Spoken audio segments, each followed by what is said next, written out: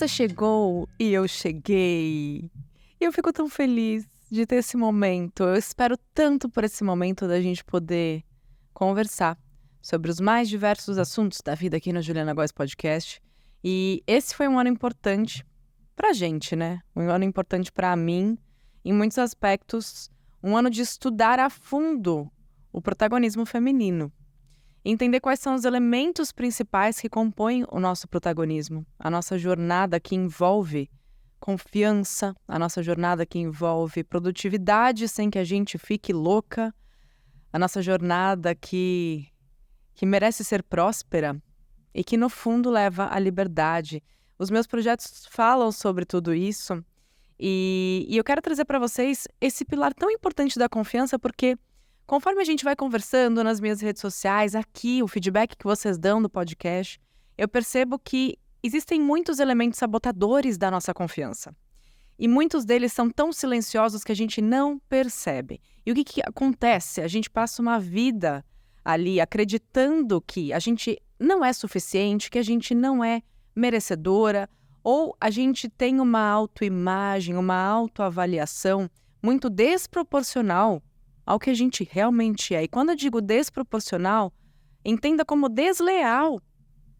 A gente está se diminuindo constantemente pelos sabotadores internos, pela pressão externa. Se a gente não trabalhar o nosso protagonismo, o nosso autoconhecimento para saber filtrar o que vem de fora e para saber silenciar esse ruído que vem de dentro, a gente vai se tornando cada vez mais engolida por tudo isso. E aí o que acontece?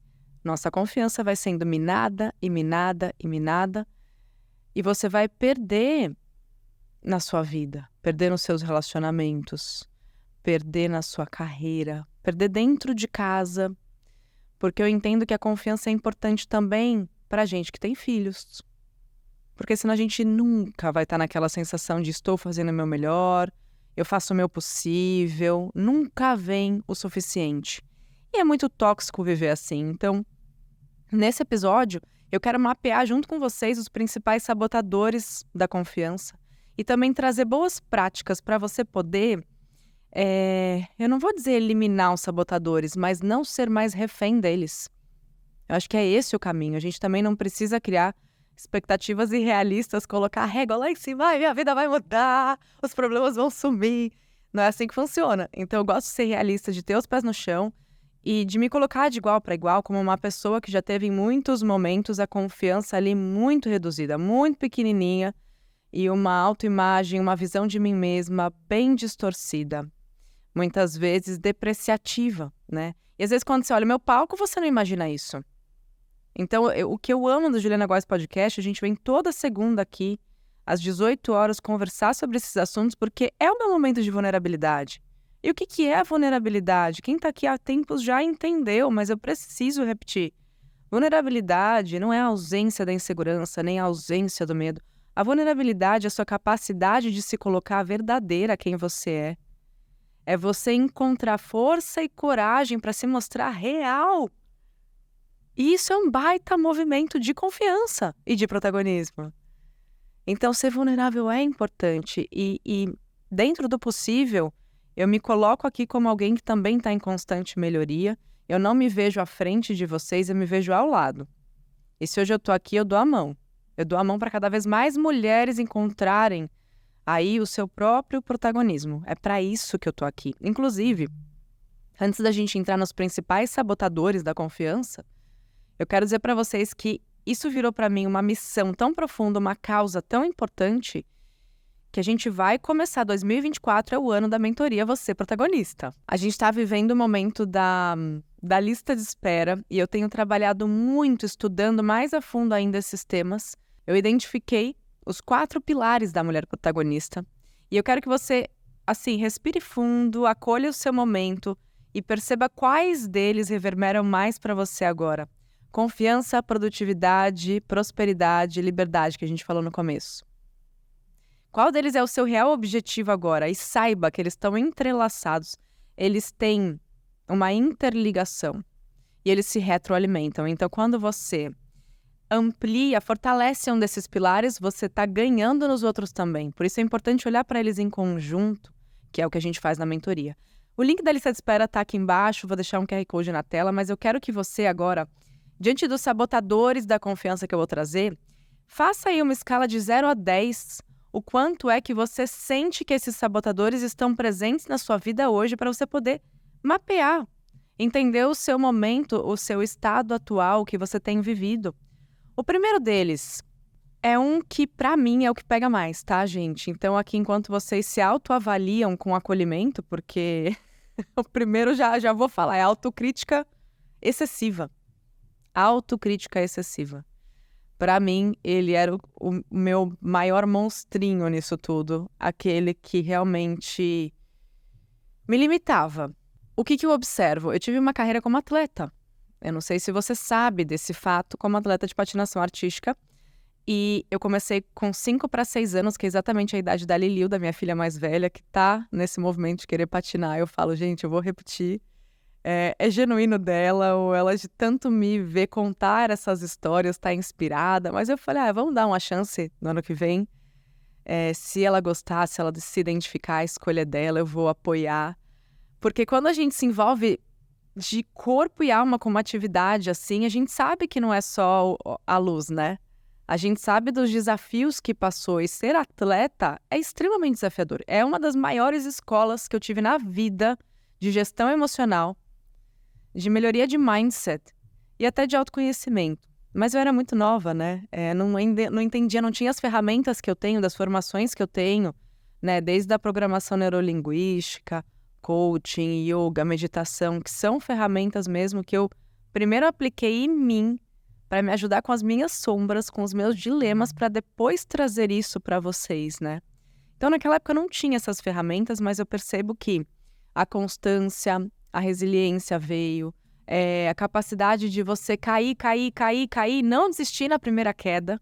Mas teve um capítulo dessa história que foi muito, assim, é uma ferida para mim, porque era o meu ano. Era o ano em que eu seria a campeã brasileira de patinação artística na minha categoria, e que eu era favorita, e que eu era notada, e em que os outros atletas de outros estados, de outros lugares, sabiam quem eu era. Então, eu acabei criando uma pressão muito grande em cima disso, né?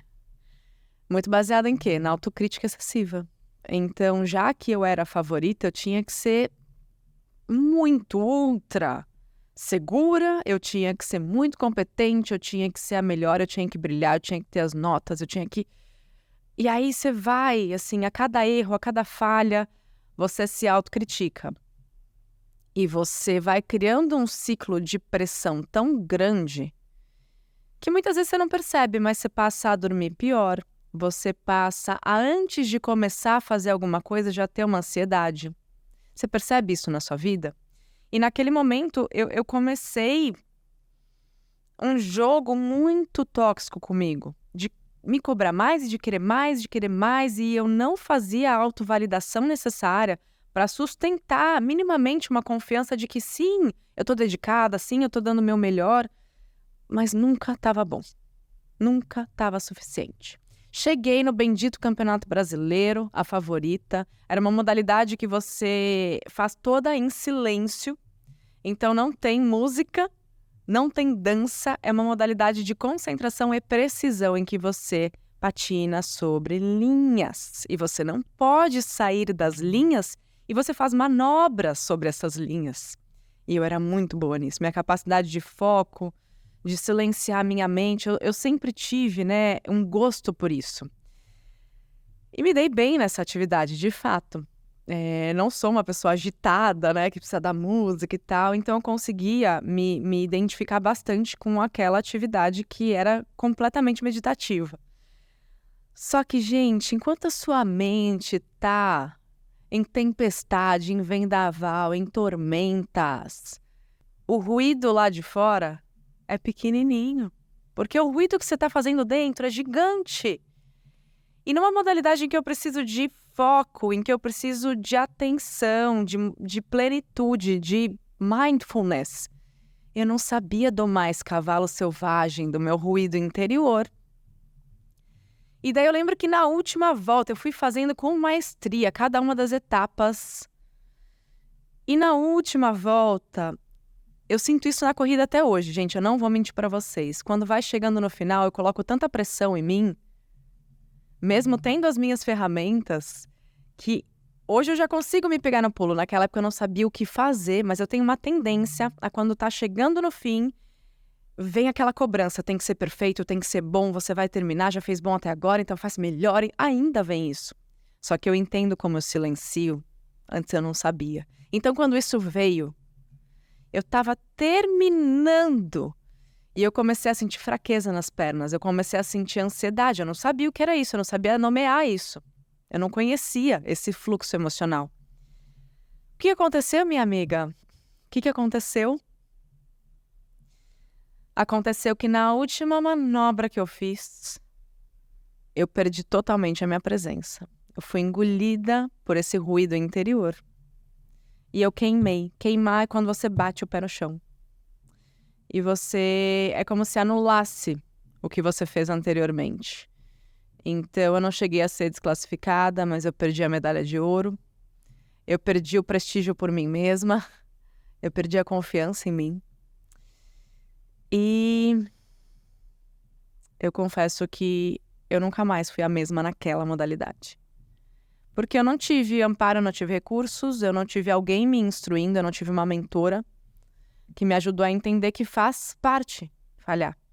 Mas a minha autocrítica excessiva, ela não parou aí, ela continuou por muitos anos até eu realmente mergulhar no autoconhecimento e entender que sim, tem jeito quando a gente se conhece, se percebe e sai desse lugar de estar tão envolvida nas emoções, você passa a se observar mais, a se olhar de fora como se você estivesse se observando no palco da vida, mas você é a plateia. Isso faz com que essa autocrítica, com que esse envolvimento, sabe, quando você fica até sem fôlego de estar ali numa situação, se julgando, criando várias histórias na sua cabeça, sai, se observa. Eu não sabia fazer isso. Então, a autocrítica excessiva foi uma questão muito limitante para mim. A segunda questão de um sabotador que eu trago, né? Então, calma. Numa escala de 0 a 10, como é essa autocrítica para você hoje? Como é que você cria essa noção de valor de quem você é, do que você faz? Tá sendo o suficiente? Você reconhece que você fez o seu possível, o seu melhor? Não? Então, numa escala de 0 a 10, mede o quanto que isso está sendo problemático na sua vida, sendo que 0 é menos problemático, é menos desafiador e 10 é bastante desafiador, tá? E passando aqui, outro tema que correlaciona muito com a patinação é a comparação, né? A gente já fez episódio aqui sobre isso, eu não sei se vocês estavam, mas é a comparação constante, não é? Comparar, a gente vai se comparar, faz parte da natureza do ser humano, mas a comparação constante, ela te coloca num lugar de você até sentir que tem que provar algo para os outros, porque você está ali se comparando. E naturalmente a comparação é desleal, a comparação é burra, aquela narrativa que eu já trouxe para vocês, porque muitas vezes você se compara com o palco do outro. Você não está comparando o seu bastidor com o bastidor, você compara o seu bastidor com o palco do outro. Isso sempre vai ser desleal. Isso não vai te levar a ter bons resultados, a ter uma boa análise. Isso não te ajuda, de forma alguma, a aprender ou se inspirar, porque você já se coloca num lugar em que muito provavelmente você já começa diminuída. Como que é isso hoje para você? E como eu treinava com os melhores atletas do Brasil e alguns eram os melhores do mundo, isso para mim, eu já tinha uma outra forma de enxergar, né? Então muitas vezes eu comparava como é que aquele atleta sentava para calçar os patins, com mais foco, mais eficiência, não ficava ali brisando, pensando na vida. Como é que aquela atleta entrava na quadra para competir, quais eram os rituais dela e quais eram os meus. Mas não para ver o que estava certo e o que estava errado, não para entender o que era excelente e o que era, de repente, medíocre da minha parte, né, mediano. Não. Eu olhava para me inspirar, para aprender.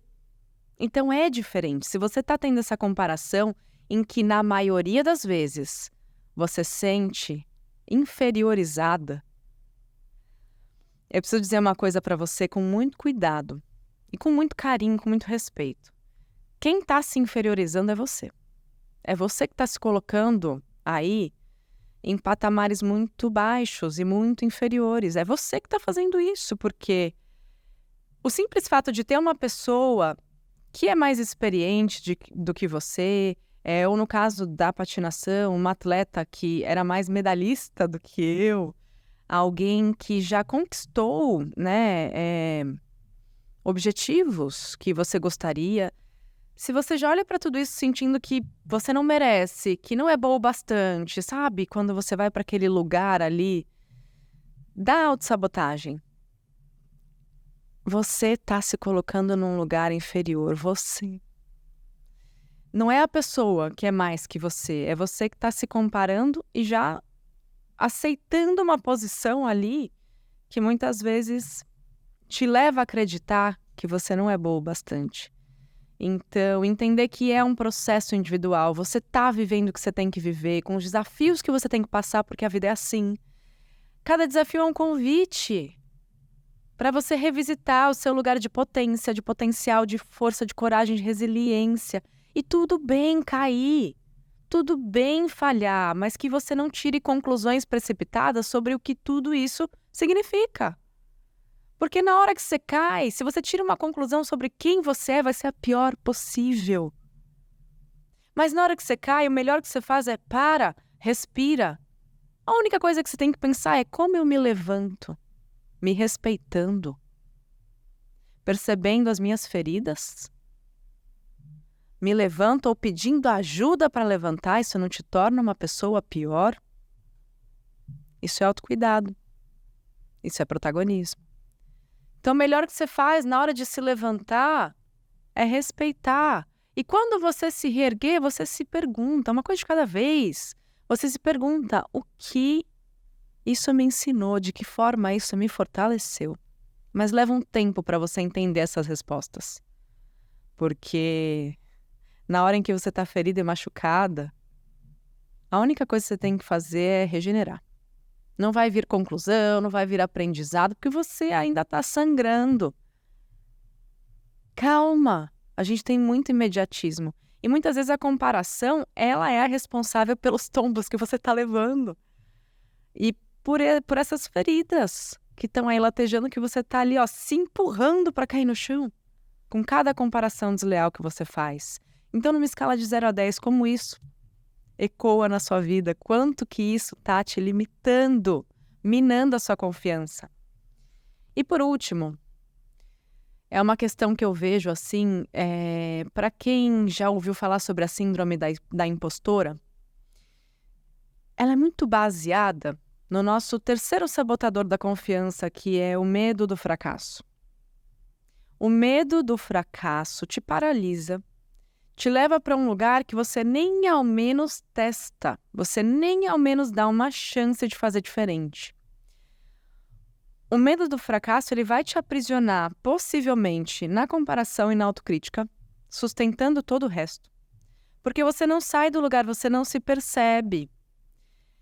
E como que a gente lida com tudo isso? Porque depois daquela competição, o medo do fracasso me engoliu de um jeito em que eu tive mais 1 ano praticando aquela modalidade, depois eu me desinteressei porque a ansiedade era tanta.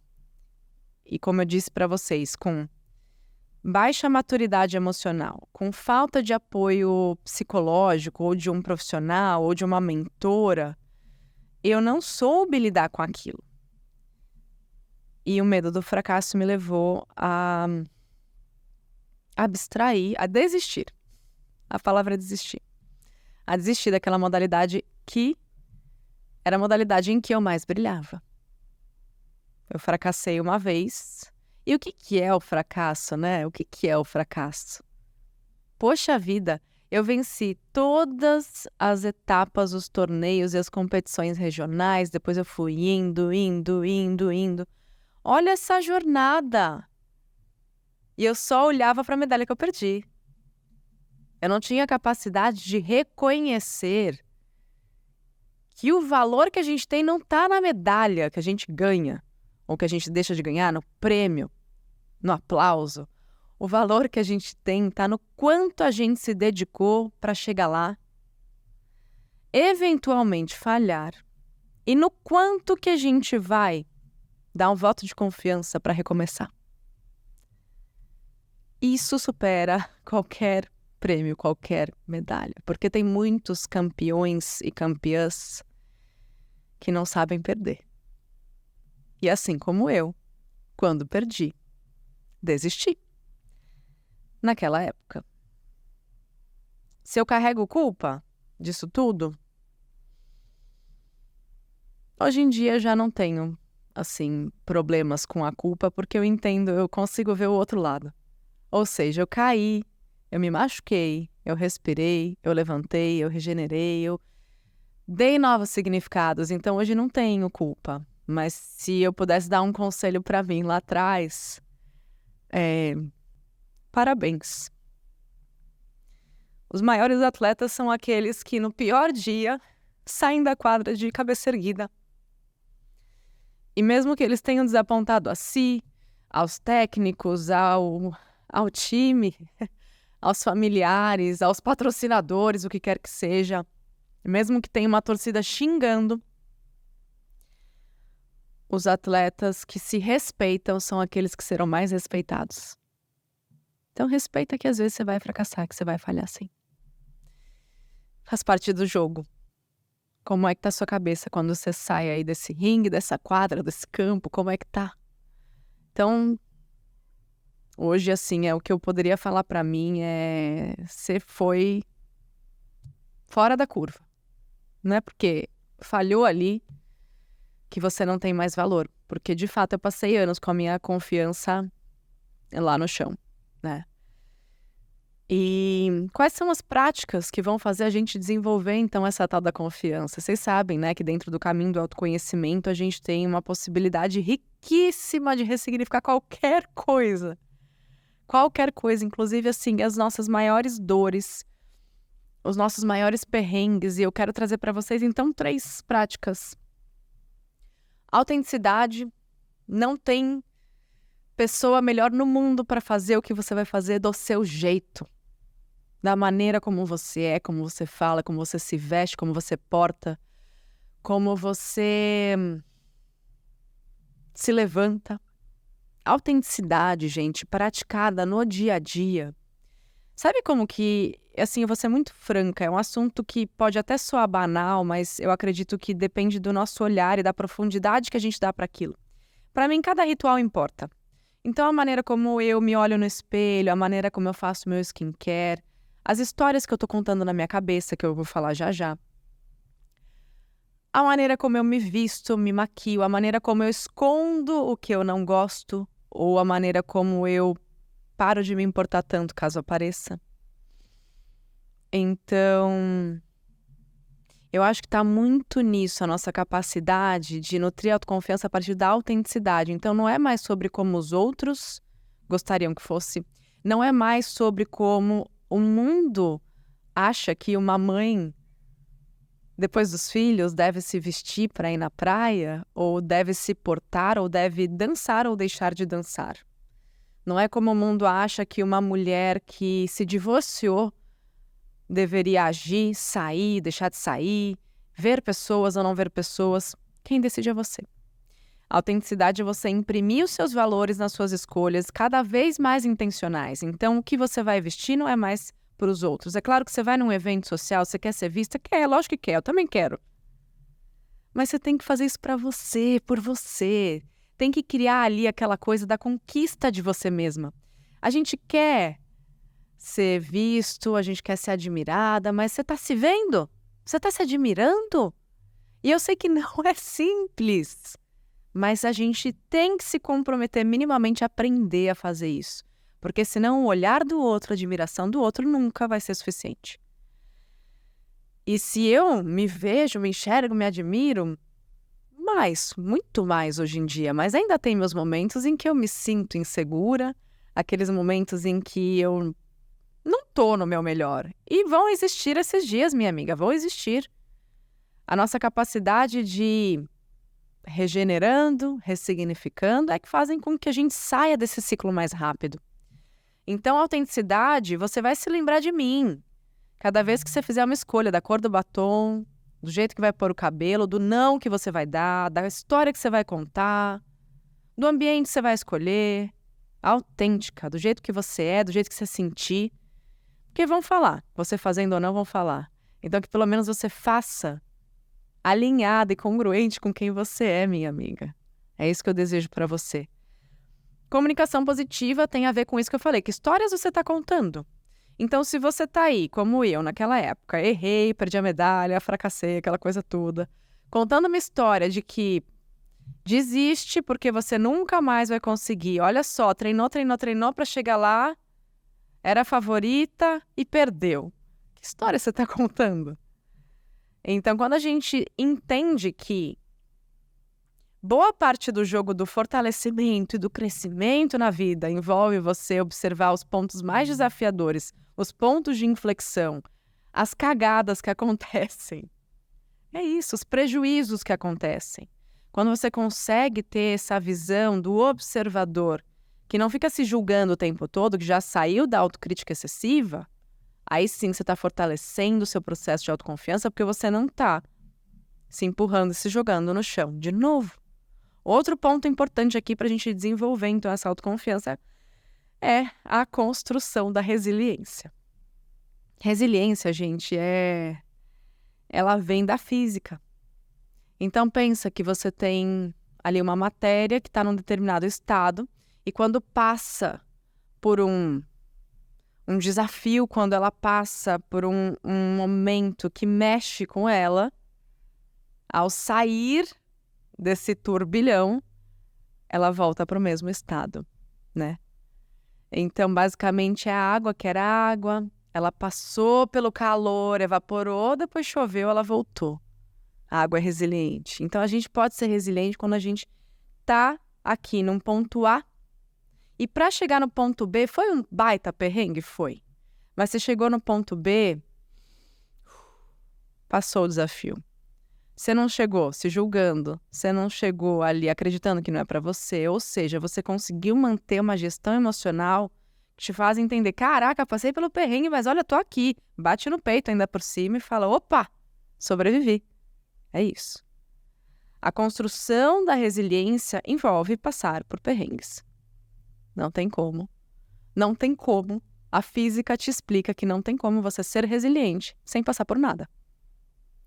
A resiliência depende de uma mudança de estado, de um abalo sísmico aí nas suas bases. Depende disso. Só assim. Então, de que maneira, agora eu te pergunto, de que maneira você pode se ver e se sentir mais resiliente? Posso dar uma dica? É olhando para trás, para um perrengue antigo, para um momento desafiador antigo. Pare e pensa hoje, de que maneira isso contribuiu para você chegar até aqui? Você não chegou aqui inteira? Mesmo machucada, desacreditada, precisando trabalhar o perdão ou o auto-perdão, beleza. Mas você chegou. Então, de que forma você se vê resiliente? Você já passou por isso, tenho certeza que você já foi muito resiliente. Mas aí, se você não está contando as melhores histórias na sua própria mente, fica muito difícil. Mas muito difícil você se perceber de uma forma que você já é. Então, minha amiga, a gente nem sempre vai estar pronta para esses abalos sísmicos da vida. Não vai. Mas quanto mais incentivadora de você mesmo você for, sem esperar mais essa aprovação do mundo e dos outros, melhor você sai. Mais rápido você se levanta. De uma forma mais forte você se regenera. É isso que eu desejo para você.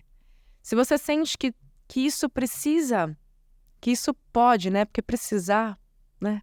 Mas que isso pode, né? Esse conteúdo que eu trouxe para vocês pode transformar a sua vida assim como transformou a minha. Porque nesses anos todos, foram centenas de milhares de mulheres que eu tive contato, impactadas pelo meu conteúdo, e eu me comprometi com o nosso protagonismo, com o nosso fortalecimento, com o nosso despertar e, quem sabe, até com o nosso renascimento. Eu me comprometi. Não foi fácil passar 14 anos criando conteúdo e mudar de ideia no meio do caminho e trazer o autoconhecimento como uma missão de vida. Fui questionada, criticada, julgada, as pessoas não entendiam do que eu estava falando, mas eu continuei porque isso transformou a minha vida. E quando eu tô aqui é porque eu quero te apoiar. Se eu tô aqui, eu posso dar a mão para uma outra mulher e trazer junto, eu vou fazer. Então, se faz sentido desenvolver o seu protagonismo baseado nesses 4 pilares: confiança, produtividade, prosperidade e liberdade, a minha mão está aberta para você. Clica nesse link, entra na lista de espera da mentoria Você Protagonista. Eu estou muito feliz. A gente tem vários bônus para essa primeira turma, então vai ser muito especial. Vai lá, entende como funciona, sente se é para você e eu já tô pronta, de verdade. Dá uma chance, porque muitas vezes a gente tá deixando de acreditar que pode ser diferente. Mas só você determina que pode ser diferente, tá? Então eu desejo que você seja minha mentorada em 2024. É um projeto maravilhoso, muito lindo. E isso tá mexendo muito comigo, bem profundamente, assim. Eu sinto que nesses anos todos, tudo que eu aprendi, tudo que eu passei, tudo que eu vivi, me fez chegar até aqui preparada para te receber, para te dar não só a mão, mas como um abraço. E se precisar também um chacoalhão para falar: mulher, vamos lá, que eu sei que você pode mais, para você viver uma vida muito mais livre, mais próspera, uma vida em que você sente essa admiração por você e por quem você está se tornando. Então tem QR Code, tem link aqui embaixo, aproveita os bônus especialíssimos e o descontão que eu preparei para vocês, minhas maravilhosas e protagonistas. Vamos juntas? Compartilhe esse episódio com quem precisa ouvir, com quem precisa receber essa mensagem. Avalie e segue o podcast, porque isso significa muito. E se você sentir, de deixar aqui também nos comentários de que maneira essa mensagem ela fez sentido aí, ela reverberou, o que mais serviu para você ou o que te fez repensar alguma coisa, eu vou ficar muito feliz em ter o seu feedback. Então, meu muito obrigada, te vejo no próximo episódio. Um grande beijo e quero ver você na mentoria, Você Protagonista junto comigo. 2024 é nosso, amiga. Bora te ver. Um beijo.